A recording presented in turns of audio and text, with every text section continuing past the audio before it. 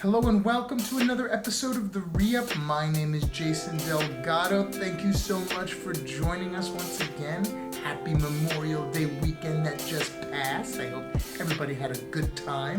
Things were starting to open up here in LA, so it was very exciting to go out, see friends, have vaccinated hugs. It was a wonderful time. I hope you enjoyed your Memorial Day weekend as well. Like I said, we're doing this every week, so please like and subscribe on the YouTube channel. Follow me on Instagram at Jason Delgado Comedy. And thank you for joining us again. The ReUp is my weekly little podcast, vlog, YouTube show where I talk about the adventures of being a comedian in LA. You know, going out on the road, doing the shows, things are opening up, making the content, and all those little adventures while I try to go from the day job into the dream job of being a worldwide, international streaming comedy person. But welcome. So thank you for joining. It's a fun little time here this past week. It's been like I said, things are really opening up, man. You know, these shows that are kind of all outdoor or like Zoom are really kind of moving all indoors, man. It's really kind of full steam ahead. This last Friday, I had a crazy banana show at the Hollywood Comedy. My goodness, man, it was so much fun. It was just energy, and it was Friday night. It was in the thick of Hollywood. Shout out to YouTube star Mario. He was there doing a set in a full Borat gold bikini. Just 2 minutes into his set, took off a robe, was half naked, booty showing, loving life, doing the set, with it all showing out. It was wonderful. And it was just great because the energy was there, like the idea that like people were kind of like ready to laugh. Place was packed jam. The host was like this guitar playing, like song singing, crazy man. It was nuts. It was just nuts. I had a great time, did a little bit of fun dancing and jumping around, got to tell the jokes that people laughed. It was just a great experience. It was just so good to see, you know what I mean? Like, if there was ever a reason to get vaccinated, it's just so that you could get back to things being normal. It's this, excuse me, I understand where people come from, where they're like, I don't want that thing in me. I heard like LeBron James doesn't want to get vaccinated. It's just like, everybody, please. Let's just have fun indoors, normal life again. Because the thing is, I thought that people had this sort of theory that it was like, life is never going to go back to the way it was. We're changed forever. It's like, not a chance. People are just waiting for rules to be okay, and then we're going, man. I know comedy clubs that I, always used to frequent back in the day are full open indoors. June 15th, no mask mandates anymore. So just get yourself vaccinated just so we can all go back to having fun together. That's my opinion. I just, I so look forward to things sort of returning, and, to see a show on a Friday night in Hollywood where everybody's having such a good time. And it was crazy. They had an intermission in the middle of the show. I was like, oh my God, everybody's going to leave. And no, people just went outside, had a smoke, came right back in, had a great time. I was amazed. I've never seen that. I've never seen an intermission at a comedy show. But it was good. I mean, the show was going a little long, so everybody needed to kind of have a minute. And it worked, man. It worked because it was a fun time, and it had good energy the whole time. And so shout out to all the comedians who were part of that. And then, Saturday was just a lot of kind of chilling, recouping, getting things in order, for the barbecues of the weekend. But in the midst of all that, I did catch myself an interesting little movie program. So the movie I'm referring to is Cruella.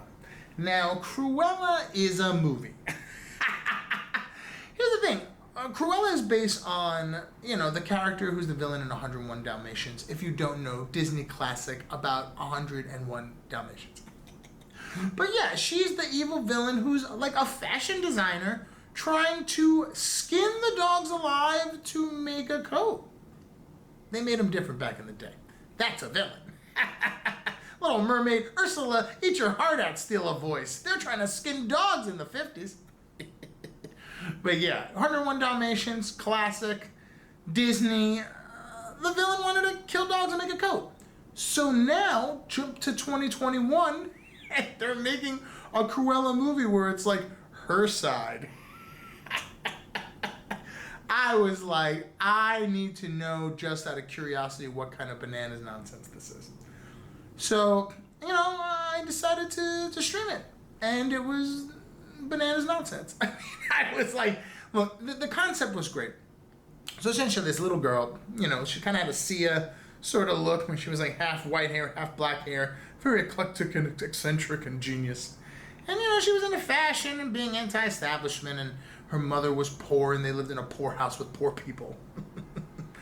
But her mom wanted a better life for her, so she decided she was going to leave town, go to the big city, and start anew.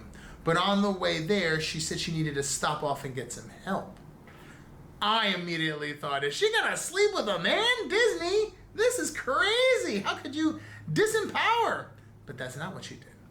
She went to a fashion show at a castle. I don't know what's going on. She asked the daughter to stay in the car. Of course, the daughter didn't. She got into the fashion show, saw all the fashion, became enamored by it. Eventually found her mother was talking to this countess outside by the cliff bluffs of the castle. Spoiler alerts, by the way. Now that that's away. And then the countess has the mother killed with Dalmatians. This is a true story. So the mom was like talking to the countess, and the countess like blew a whistle, and dogs came and didn't even eat the mom. They like pushed her off the cliff. Ruff, ruff. They just pushed her off. And she died. And I was like, yo, is that how they're going to have Cruella be sort of acceptable to skin animals? What is going on?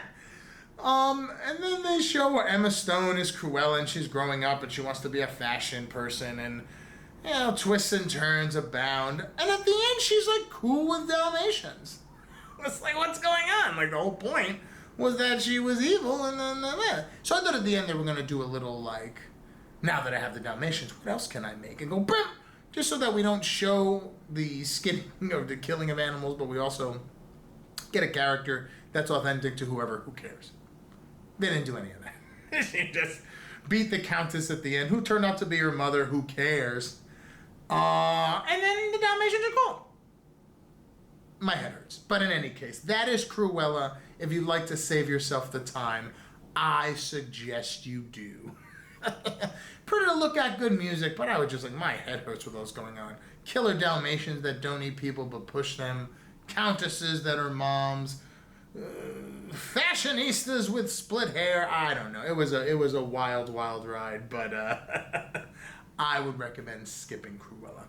And then the other thing, there was almost a fire at a Memorial Day party I was at. It's not a fun party without a fire. Yeah, I went to a friend's house in the valley. They were cooking steaks. And in the midst of cooking the steaks, the grill lit on fire, which was hilarious because we're all in the back. A friend runs in the back. He goes, the grill's on fire. And we're like, yeah, that's the idea. It's delicious. It's how you get the char. But then all of a sudden he's like, no, the grill is on fire. It's lighting the house. And so we had to run in the back. Thank God the owner of the house had a fire extinguisher, which immediately made me thought, you are not an adult because you've never owned, or do you currently own, a fire extinguisher. So work on that plus 40. So I'm trying to sort of, get into my, as I'm about to turn 40 plus this week. Cinco Delgado, June 5th, my birthday. I try to admire and absorb anything that is adult, and so a fire extinguisher. That'll get me there.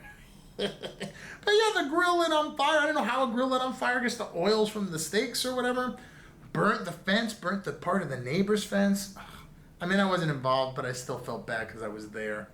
And it was just like, oh man, this guy has people over at the house and then fires. And then all of us going like, yeah, the grill's supposed to be on fire. Then, oh, you mean fire.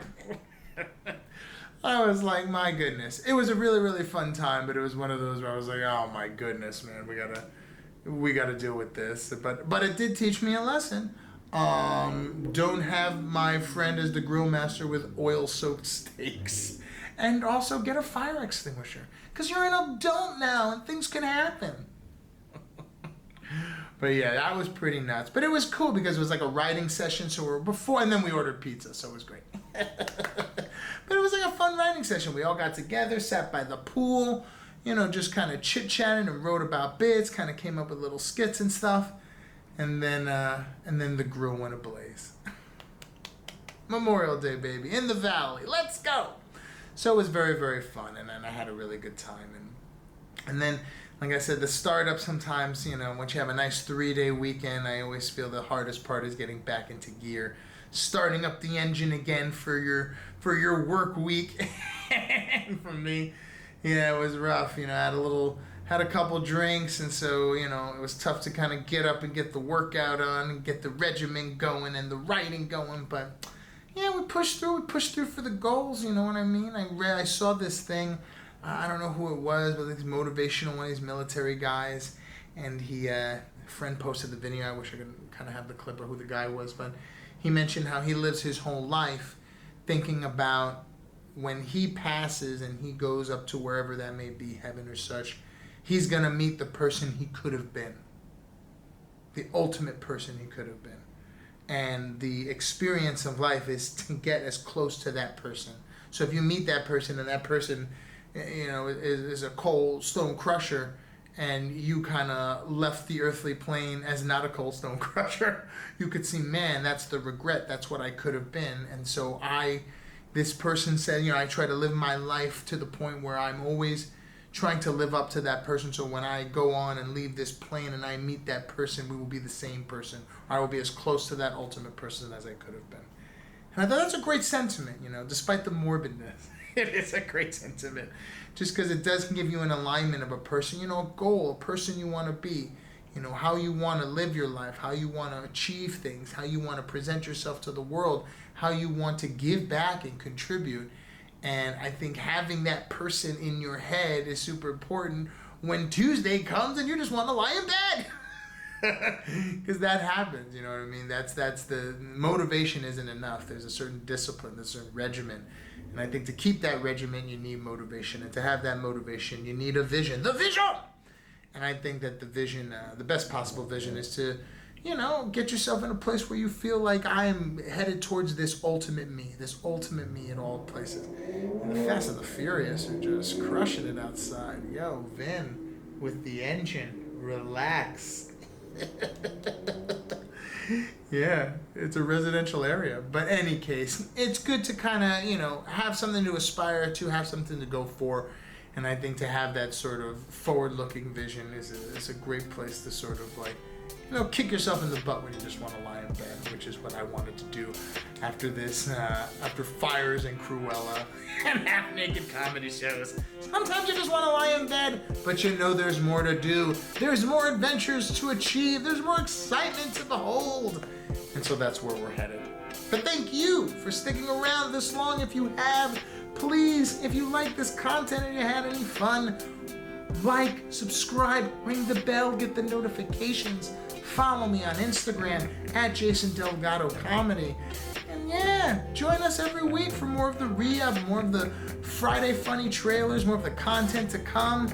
Yeah, it's going to be great. If you're in the LA area on Thursday, I will be playing at the Comedy Chateau, 9 p.m. Amazing show. Got a lot of other shows coming up in July that are just crushers. So we're really looking forward to sharing it.